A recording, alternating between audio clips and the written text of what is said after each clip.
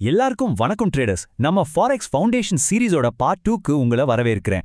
இன்னைக்கு நம்ம charts, candle sticks அப்புறம் டைம் ஃப்ரேம்ஸ் பத்தி ரொம்ப சிம்பிளா கத்துக்க போறோம். ரெடியா? வாங்க ஆரம்பிக்கலாம். யோசிச்சு பாருங்க, ஒரு சார்ட்டை எப்படி படிக்கணும்னு தெரியாம ட்ரேடிங் பண்றது கண்ணை கட்டிக்கிட்டு ஒரு இருட்டு ரூம்ல நடக்கிற மாதிரி தான். எங்க இடிக்குது, எங்க வழி இருக்குன்னே தெரியாது.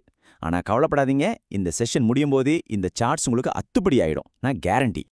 சரி வாங்க, முதல் ஸ்டெப் என்னன்னு பார்ப்போம். ட்ரேடிங்கோட மிக அடிப்படையான ஒரு கருவி ஃபாரெக்ஸ் சார்ட். அதிலிருந்து தான் நம்ம பயணமே ஆரம்பிக்குது. ஃபாரெக்ஸ் சார்ட்னா என்ன? சிம்பிளா சொல்லணும்னா அது ஒரு படம். ஒரு கரன்சி ஜோடியோட விலை ஒரு குறிப்பிட்ட நேரத்துல என்ன செஞ்சிருக்குன்னு காட்டுற படம். மார்க்கெட் மேல போகுதா, அதாவது அப் ட்ரெண்ட்ல இருக்கா, இல்ல கீழே வருதா, அதாவது டவுன் ட்ரெண்ட்ல இருக்கா, இல்ல ஒரே இடத்துல சுத்திட்டு இருக்கா, இது எல்லாத்தையும் ஒரே பார்வையில காட்டுறது தான் இந்த சார்ட்.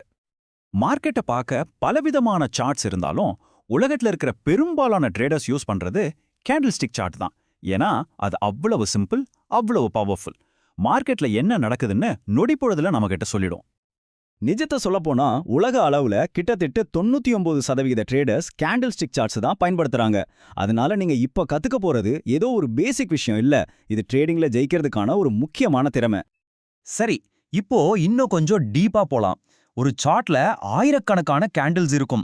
அதுல ஒரே ஒரு கேண்டிலை மட்டும் எடுத்து அதுல என்னதான் இருக்குன்னு பிரிச்சு மேயலாமா?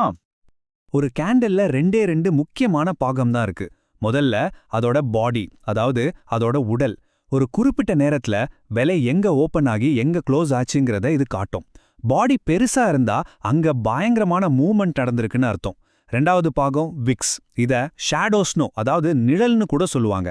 அந்த நேரத்துல விலை எவ்வளவு தூரம் மேல போயிட்டு வந்திருக்கு, எவ்வளவு தூரம் கீழே போயிட்டு வந்திருக்குங்கிறத இது காட்டும். கேண்டில்ஸ்ல ரெண்டே கலர் தான் ஹீரோஸ். ஒன்னு பச்சை, இன்னொன்னு சிவப்பு. பச்சை கலர் கேண்டில், அதாவது புல்லிஷ் கேண்டில், விலை ஏறினதை குறிக்குது. சிம்பிளா வாங்குறவங்க, அதாவது பையர்ஸ் ரொம்ப ஸ்ட்ராங்கா இருக்காங்கன்னு அர்த்தம். அதுவே சிவப்பு கலர் கேண்டில், அதாவது பேரிஷ் கேண்டில், விலை இறங்குனதை குறிக்குது. இங்க விற்பனையாளர்கள், அதாவது செல்லர்ஸ் தான் கட்டுப்பாட்டுல இருக்காங்க.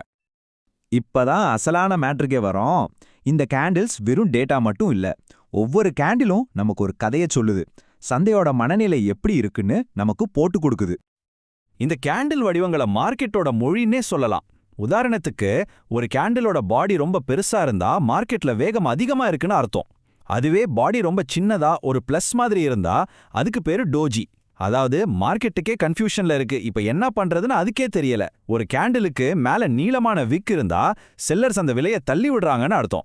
அதுவே கீழே நீளமான விக் இருந்தா பையர்ஸ் அந்த விலையை தடுத்து நிறுத்துறாங்கன்னு அர்த்தம். இதை நீங்க பார்க்க பழகிட்டா மார்க்கெட் உங்ககிட்ட பேச ஆரம்பிச்சிடும். அடுத்தது டைம் ஃப்ரேம்ஸ். இதை நீங்க மார்க்கெட் கதையை பார்க்கறதுக்கான வெவ்வேறு லென்ஸ் மாதிரி நினைச்சுக்கோங்க. ஒரு ஃபோட்டோகிராஃபர் மாதிரி ஜூம் பண்ணி பக்கத்துல பார்க்கலாம், இல்ல ஜூம் அவுட் பண்ணி மொத்தமா பார்க்கலாம். டைம் ஃப்ரேம்னா என்ன? ரொம்ப சிம்பிள். நீங்க ஒரு சார்ட்டை பார்க்குறீங்க, அதுல இருக்கிற ஒவ்வொரு கேண்டிலும் ஒரு நிமிஷத்தை குறிக்குதுன்னா அதுக்கு பேரு 1 minute டைம் ஃப்ரேம். அதுவே ஒவ்வொரு கேண்டிலும் 1 மணி நேரத்தை குறிக்குதுன்னா அது 1 hour டைம் ஃப்ரேம். அவ்வளவுதான் விஷயம். ட்ரேடர்ஸ் பொதுவா சில டைம் ஃப்ரேம்ஸை அதிகமா பயன்படுத்துவாங்க. 1 minute, 5 minutes சார்ட் எல்லாம் ரொம்ப வேகமா ட்ரேட் பண்றவங்களுக்கு. 15 minute சார்ட் ஸ்கேல்பர்ஸ்க்கு ரொம்ப பிடிச்சது. நீங்க ஒரு பிகினரா இருந்தா 1 hour, அதாவது H1 டைம் ஃப்ரேம் தான் பெஸ்ட். ஏன்னா இது ரொம்ப வேகமாவும் இருக்காது, ரொம்ப ஸ்லோவாவும் இருக்காது. 4 hour சார்ட் ஒரு ட்ரெண்டை கன்ஃபார்ம் பண்ணவும், டெய்லி சார்ட் மொத்த மார்க்கெட்டோட பெரிய பிக்சரை பார்க்கறதுக்கும் யூஸ் ஆகும். இங்க ஒரு முக்கியமான ரகசியத்தை, இல்ல ட்ரேடிங்கோட கோல்டன் ரூல்னே சொல்லலாம். அதை ஞாபகம் வச்சுக்கோங்க. நீங்க எவ்வளோ பெரிய டைம் ஃப்ரேம் பார்க்குறீங்களோ அவ்வளோ துல்லியமான சிக்னல்ஸ் கிடைக்கும். சின்ன டைம் ஃப்ரேம்ல நிறைய சின்ன தேவையற்ற அசைவுகள், அதாவது நாய்ஸ் இருக்கும். அதை நம்மள அடிக்கடி குழப்பி விட்டுடும். சரி, இப்போ நம்ம சார்ட்ஸை பத்தி பார்த்தோம், கேண்டில்ஸை பத்தி பார்த்தோம், டைம் ஃப்ரேம்ஸை பத்தியும் பார்த்தோம். இது எல்லாத்தையும் எப்படி ஒன்னா கோர்த்து பார்க்கறது? வாங்க அதையும் தெரிஞ்சுக்கலாம். அப்போ ஒரு சார்ட்டை பார்க்கும்போது நீங்க நிஜமாவே என்னதான் அனலைஸ் பண்றீங்க? எதுக்காக அவ்வளோ நேரம் அதை பார்த்துட்டு இருக்கீங்க? உங்க மனசுக்குள்ள இந்த 4 கேள்வி ஓடிக்கிட்டே இருக்கணும். 1, மார்க்கெட் மேல போகுதா இல்ல கீழே வருதா? 2, கேண்டில்ஸை வச்சு பார்க்கும்போது பையர் ஸ்ட்ராங்கா இருக்காங்களா இல்ல செல்லர்ஸா?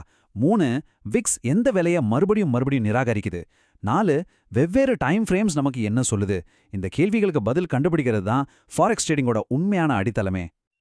இந்த பேஸ்மெண்ட் ஸ்ட்ராங்கா இருந்தாதான் மேல நீங்க எவ்வளோ பெரிய பில்டிங் வேணும்னாலும் கட்டலாம். அந்த பில்டிங் தான் இண்டிகேட்டர்ஸ், ஸ்ட்ராட்டஜிஸ் எல்லாம். அதனால அடுத்த பகுதியான பார்ட் 3ல RSI, MACD, மூவிங் ஆவரேஜ் மாதிரி ரொம்ப முக்கியமான இண்டிகேட்டர்ஸ் பத்தி ரொம்ப எளிமையா விளக்க போறேன். இப்போ சொல்லுங்க, உங்க சார்ட் உங்ககிட்ட பேச ஆரம்பிச்சிருச்சா? அது சொல்ற கதை உங்களுக்கு புரியுதா? இந்த அடிப்படைகள் உங்களுக்கு பயனுள்ளதா இருந்திருக்கும்னு நம்புறேன். அடுத்த பகுதிக்கு தயாராகுங்க. நாம சீக்கிரமே சந்திப்போம்.